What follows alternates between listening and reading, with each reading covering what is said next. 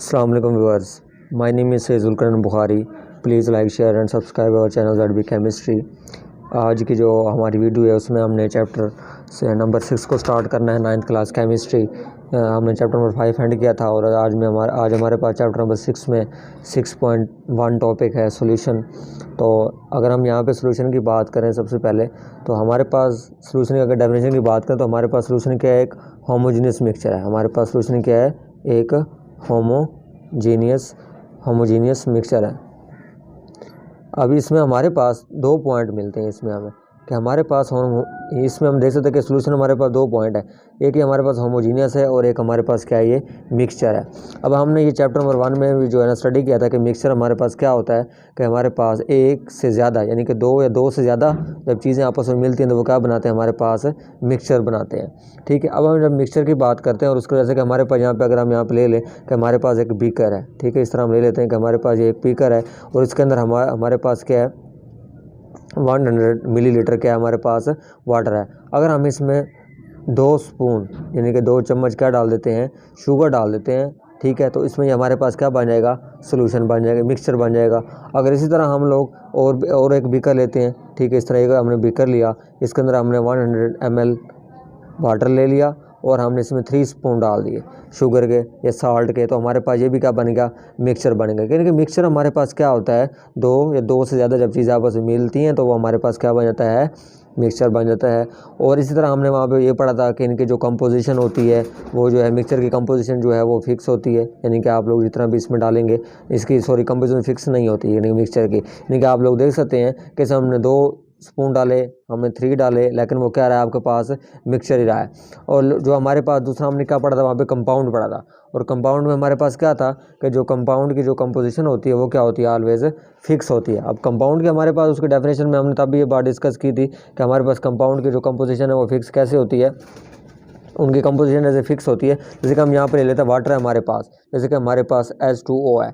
अब इसमें हम ले लेते हैं कि 2 हमारे पास हाइड्रोजन है और 1 हमारे पास क्या है, ऑक्सीजन है। लेकिन अगर हम इसकी कंपोजिशन, अगर ये कंपाउंड हमारे इसकी कंपोजिशन अगर फिक्स ना होती तो कैसे होती, कि अगर हम फ़र्ज़ कर लिया कि इसकी भी 2 का लेते हैं और इसकी भी 2 का लेते हैं तो क्या हमारे पास पानी बनेगा, नहीं बनेगा। वो हमारे पास क्या बन जाएगा, H2O2 बन जाएगा, तो ये हमारे पास पानी नहीं बनेगा। तो ये हमारे पास कंपाउंड की जो कंपोजिशन होती है वो क्या होती है, ऑलवेज फिक्स होती है। लेकिन जो मिक्सचर होता है इसकी कंपोजिशन जो है वो फिक्स नहीं होती। इसी तरह हमारे पास दूसरा जो पॉइंट है वो हमारे पास क्या है कि होमोजीनियस है। इसमें हमने टाइप्स पढ़ी थी आगे मिक्सचर की कि हमारे पास 2 किस्म के होते हैं, एक होता है होमोजीनियस मिक्सचर और एक होता है हमारे पास हेट्रोजीनियस मिक्सचर।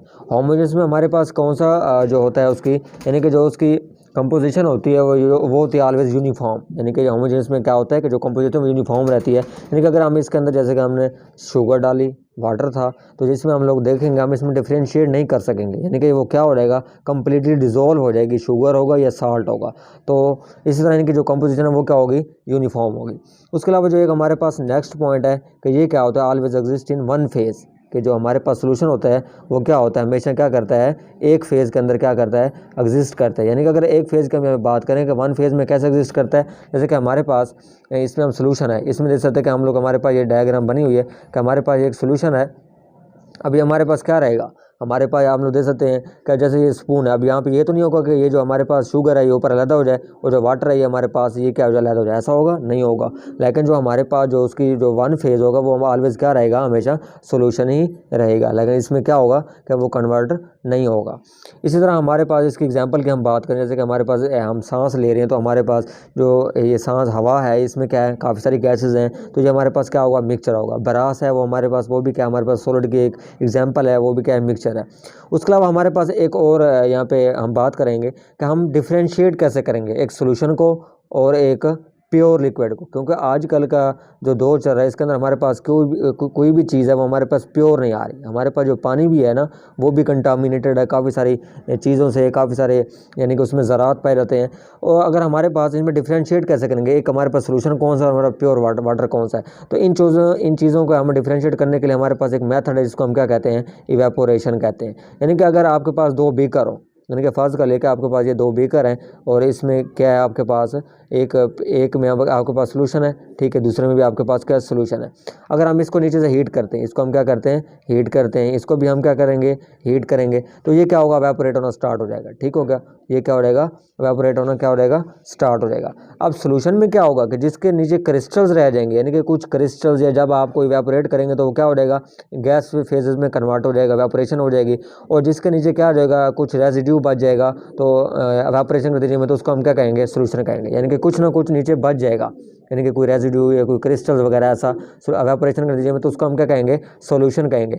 और जो कंप्लीटली क्या हो जाएगा, कंप्लीटली एवापोरेट हो जाएगा, जिसके अंदर कुछ भी नहीं बचेगा, 100% पूरा कंप्लीटली एवापोरेट हो जाएगा, तो उसको हम क्या कहेंगे, प्योर लिक्विड कहेंगे। और इस तरह हमारे पास ये तो हमारे पास एक नेक्स्ट प्रॉपर्टी हमारे पास क्या है, अलाय। अब हमारे पास अलाय क्या है, अगर हम यहाँ पे अलाय की बात करें तो हमारे पास अलाय में हम लोग देख सकते हैं कि अलाय भी क्या है, हमारे पास एक मिक्सचर है। अब वो मिक्सचर कैसे हमारे पास, अब सवाल ये पैदा होता है कि हम लोग आखिर अलाय यूज़ क्यों करते हैं, या हम लोग अलाय बनाते ही क्यों हैं। क्योंकि हम अलाय इसलिए बनाते हैं क्योंकि हमें पता है कि जो हमारे पास मेटल्स हैं वो बहुत ज़्यादा नरम होती हैं या बहुत ज़्यादा सॉफ्ट होती हैं, तो वो हम उनको उनकी हालत में वैसे यूज़ नहीं कर सकते। जैसे कि हमारे पास गोल्ड है, अगर हम गोल्ड की एग्जाम्पल लें तो गोल्ड हमारे पास क्या है, सॉफ्ट है बिल्कुल, हम उसको उसके जेवरात इस तरह नहीं बना सकते जब तक हम उसमें कुछ जो इम्प्योरिटीज़ हैं उनको हम मिक्सअप ना करें। तो इस तरह अलाय भी क्या होता है, मिक्सचर होता है 2 या 2 से ज़्यादा मेटल्स का। अगर हमें बात करें, ये भी क्या हमारे पास एक होमोजीनियस मिक्सचर, अलाय भी क्या है हमारे पास एक होमोजीनियस मिक्सचर है, ठीक है। तो यही इसकी बात करें कि हमारे पास ये होमोजेनियस मिक्सचर कैसे है, क्योंकि इसमें आपको पता है जब आपके पास कॉपर और जिंक जब आपस में मिलते हैं तो ये क्या बनाते हैं, अलाय बनाते हैं, ब्रास, ठीक है। अब जो हमारे पास ब्रास है ये आपके पास क्या है, एक होमोजेनियस मिक्सचर है। अब आगे इसके ब्रास की वो 2 क्वांटिटीज़ बता रहा है कि इसको हम होमोजेनियस मिक्सचर तो कंसीडर कर लेते हैं, लेकिन आखिर इसकी कौन सी ऐसी प्रॉपर्टीज़ है जिसकी बिना पर हम इसको जो है मिक्सचर कंसीडर करते हैं। तो इसकी 2 प्रॉपर्टीज़, यानी कि 2 प्रॉपर्टीज शो करता है। पहली प्रॉपर्टी इसकी कौन सी है कि ये अपने कंपोनेंट की प्रॉपर्टीज़ को क्या करता है, शो करता है, ठीक है। यानी कि जो हमारे पास ब्रास है, अब ये ब्रास जो होगा ये अपने कंपोनेंट इसके कौन कौन से, एक जिंक है और एक क्या आपके पास कॉपर है। तो जिस तरह ये जिंक और कॉपर जैसे आपस में मिलेंगे तो फिर ब्रास बनेगा, तो ज़ाहिर बात है जो प्रोडक्ट बनेगा वो अपने जो रिएक्टेंट होंगे उन्हीं की प्रॉपर्टीज़ को क्या करेगा, वो शो करेगा, या उन्हीं की जो अपने कंपोनेंट्स की प्रॉपर्टीज़ को क्या करेगा, वो शो करेगा। और इस तरह हमारे पास उसका दूसरा पॉइंट है कि इसकी जो कंपोजिशन होती है वो क्या होती है, वेरिएबल होती है। और हमने ये पहले बात की है कि जो जिनकी कंपोजिशन वेरिएबल होगी वही हमारे पास क्या होंगे, मिक्सचर होंगे। अगर इसकी कंपोजिशन वेरिएबल ना होती यानी कि फिक्स होती तब तो हमारे पास क्या था, कंपाउंड था हमारे पास। हमने पहले बात डिस्कस की है, जैसे कि हमारे पास यहाँ पे H2O जी है, इनकी कंपोजिशन क्या, हमारे H2O की जो हमारे पास कंपोजिशन है ये क्या हमारे पास फिक्स है कि हमारे पास 2 हाइड्रोजन होंगे, 1 ऑक्सीजन होगा, तो हमारे पास क्या बनेगा, वाटर बनेगा। लेकिन अगर हमारे पास की कंपोजिशन हम चेंज कर देते हैं, 2 हाइड्रोजन कर देते हैं और 2 हम ऑक्सीजन कर लेते हैं, तो क्या हमारे पास वाटर बनेगा, नहीं बनेगा, क्योंकि ये हमारे पास एक कंपाउंड है। और जो कंपाउंड की जो कंपोजिशन होती है, ये हमने डेफिनेशन पहले फर्स्ट चैप्टर में स्टडी की थी, उसकी वो क्या होती है, ऑलवेज फिक्स होती है।